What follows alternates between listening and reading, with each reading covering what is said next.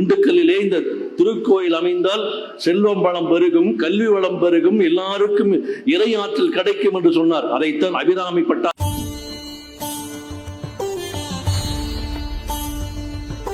உன்னையன்றி மற்றொரு தெய்வம் வந்திப்பதே என்று பாடுகின்ற பொழுதும் அன்னையானவள் என்ன செய்தால் தன்னுடைய தோடிலே மூக்குத்தியிலே இருந்து மூக்குத்தை எடுத்து வானிலே போடுகின்ற பொழுதும் அந்த முழு இரவு நாளாக இருந்தது முழு நிலாவு நாளாக மாற்றிய உரிமை நம்முடைய ஆன்மீகத்திற்கு உண்டு. எல்லாம் வல்ல வழிபடுகளவளாகிய முருகப்பெருமானுடைய செந்தாமரை திருவடிகளையும் சிறவையாதீனம் ஆதி குருமுதல்வர் திருப்பெருந்தூர் ராமானுசனுடைய குருவர்களையும் மனமை மொழிகளால் வாழ்த்தி வணங்கி, பாரத நாடு பழம்பெரும் நாடு என்று சொல்லுவது போல இந்த மண் ஆன்மீக மண். இந்த மண்ணிலேதான் அருளாளர்கள் எல்லாம் தோன்றி நம்முடைய இந்து சமயத்தை போற்றி பரப்பி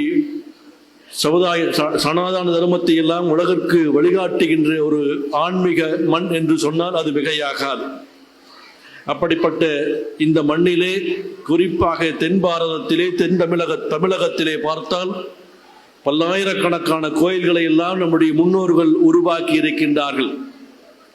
பல அருளாளர்கள் எல்லாம் இந்த மண்ணிலே தோன்றி நம்முடைய சமயத்தை வளர்த்திருக்கின்றார்கள். நாயன்மார்களும் ஆழ்வார்களும் நம்முடைய அருணகிரிநாத பெருமானும் வள்ளல் பெருமானும் இப்படி பல சான்றோர்கள் ஒவ்வொரு காலகட்டத்திலேயும் தோன்றி நம்முடைய சமயத்தை போற்றி இருக்கின்ற இந்த மண்ணிலே இன்று நம்முடைய சமயத்திற்கு பல்வேறு விதமான தாக்குதல்கள், இடையூறுகள் எல்லாம் நிகழ்ந்து கொண்டிருக்கின்றதும், பழமையான கோயில்கள் எல்லாம் நம்மை விட்டு சென்று கொண்டிருக்கின்றது. அதை மீட்கின்ற பணிகளை பல்வேறு இந்து அமைப்புகள் எல்லாம் செய்து கொண்டிருக்கின்றது.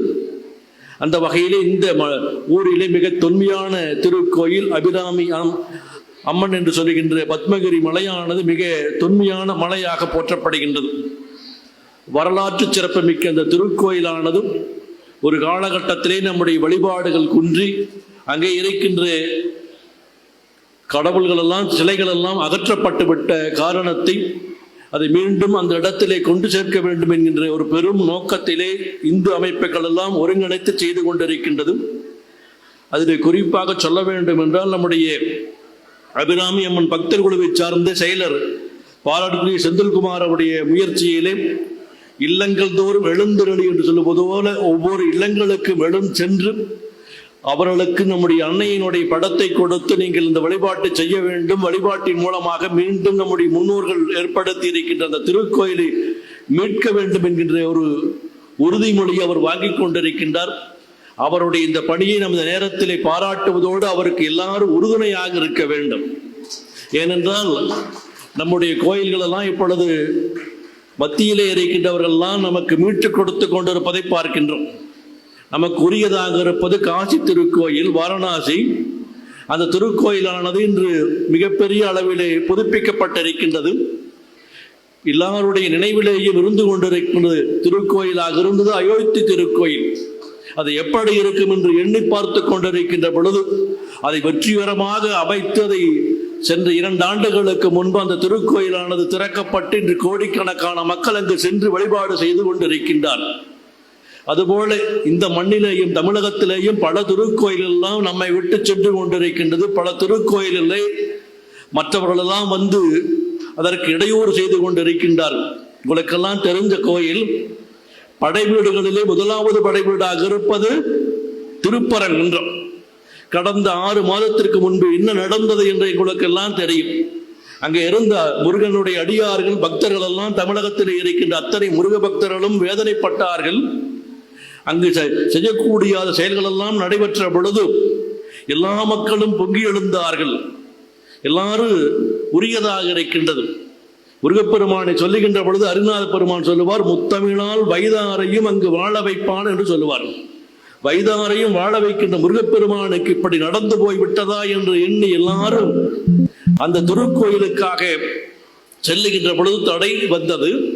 அதையெல்லாம் தடைகளை எல்லாம் வென்று எப்படி முருகப்பெருமான் அந்த அசுரனை கைமுக அசுரனை அங்கு போரிலே வென்றாரோ அதுபோல வெற்றி கொண்டு அந்த திருக்கோயிலுக்கு ஒரு மணி நேரத்திலே பல லட்சம் மக்கள் அங்கு கூடிய கூட்டத்தை எல்லாம் பார்த்தோம். அப்படி நம்முடைய திருக்கோயில்களிலே இது சிறப்புடையதாக போற்றப்படுவது. அபிராமி அந்தாதியிலே நாம் பார்க்கின்ற பொழுது அபிராமியினுடைய வரலாற்றை பார்க்கின்றோம்.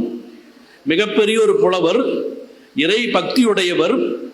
அவருடைய வரலாற்றில் நடந்த ஒரு சிறப்பு. இன்று அமாவாசை நாள். இன்னைக்கு என்ன நாள்? அமாவாசை. அவர் என்ன செய்கின்றார்? அமாவாசை நாள் ஒரு அங்கு இருக்கின்ற அரசர் போய் கேட்கின்றார், இந்த நாள் என்ன என்று கேட்கின்ற பொழுது பௌர்ணமி நாள்னு சொல்லுகிறார். அவர் அம்மன் மேலே, அபிராமியின் மேலே அளவில்லாத அன்பு கொண்டு என்ன செய்கின்றார்? இன்னைக்கு பௌர்ணமின்னு சொல்லுகிறார்.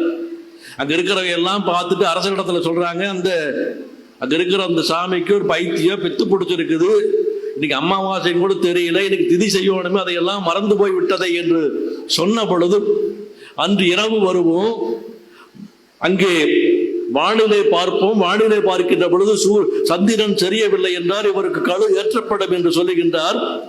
அப்பொழுது அவர் பாடியதாக இருப்பதுதான் நமக்கு அபிராமி அந்தாதியாக இருக்கின்றது. பூத்தவளே புவனம் 14 பூத்த வண்ணம் காத்தவளே பின் கறந்தவளே கரைகண்டனுக்கு மூத்தவளே என்று மூவா முகுந்தனுக்கு இளையவளே மாத்தவளே உன்னையன்றி மற்றொரு தெய்வம் வந்திப்பதே என்று பாடுகின்ற பொழுதும் அன்னையானவள் என்ன செய்தால், தன்னுடைய தோடிலே மூக்குத்தியிலே இருந்து மூக்குத்தை எடுத்து வானிலே போடுகின்ற பொழுதும் அந்த முழு இரவு நாளாக இருந்தது முழு நிலாவு நாளாக மாற்றிய உரிமை நம்முடைய ஆன்மீகத்திற்கு உண்டு. இது வேறு எந்த சமயத்தில் நடந்ததா என்று தெரியவில்லை. இந்த மண்ணிலேதான் நம்முடைய அருளாளர்கள் இப்படிப்பட்ட அற்புதங்களை எல்லாம் நிகழ்த்தி இருக்கின்றார்கள். அப்படிப்பட்டு தாங்கிக் கொண்டிருக்கின்ற அந்த திருக்கோயிலானது வரலாற்று சிறப்பு மிக்கது. இன்று நேற்றல்ல, 1000 ஆண்டுகளுக்கு முன்பு நம்முடைய மூதாதையர்கள் அந்த திருக்கோயிலை அமைத்து மலை மேலே சென்று இறைவனையும் அம்பிகையை போற்றி